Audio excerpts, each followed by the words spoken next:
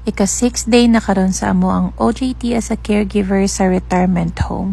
Today kay medyo kapoy ning adlaw kay nakahati man gud mi into 3 groups. Ang isa ka grupo panggabi, ang duha ka groups kay pangbuntag. So share gud mi sa mga trabahoon every day. 1:1 kasagaran ang ratio sa patient to caregiver. So kada isa ka caregiver, isa ka patient ang bantayan. Unya focus ra gud mi kay naadyoy mga patients nga dili pwede biya-biyaan. Unya kaning adlaw kay na-timingan jud nga ang isa ka group kay gihimong panggabi nga shift kay ang ingon sa retirement home dapat kami daw tanan maka-experience og night shift.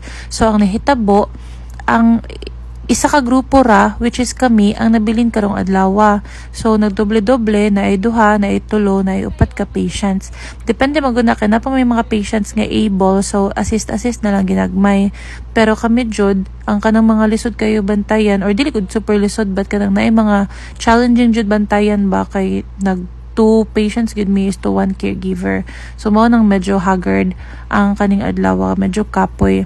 Tapos ang sa facility kay nag-ingon sila nga kanang murag sanay na bitaw sila nga kanang daghan nga patients is to 1 caregiver, but since nag-OJT pa man me, we are still learning, we're still trying to understand how we can do our jobs better, how we can perform as a caregiver. Mao nang medyo nahago jud mi unya ika-6 day pa ba na mo ni no, isa pa ka semana straight pa gyud ni 12-hour shift, 6 days sunod-sunod jud. So 6 a.m. to 6 p.m. halos pag-abot namo kay ligo tulog na lang ana tapos prepare na pud for the next day.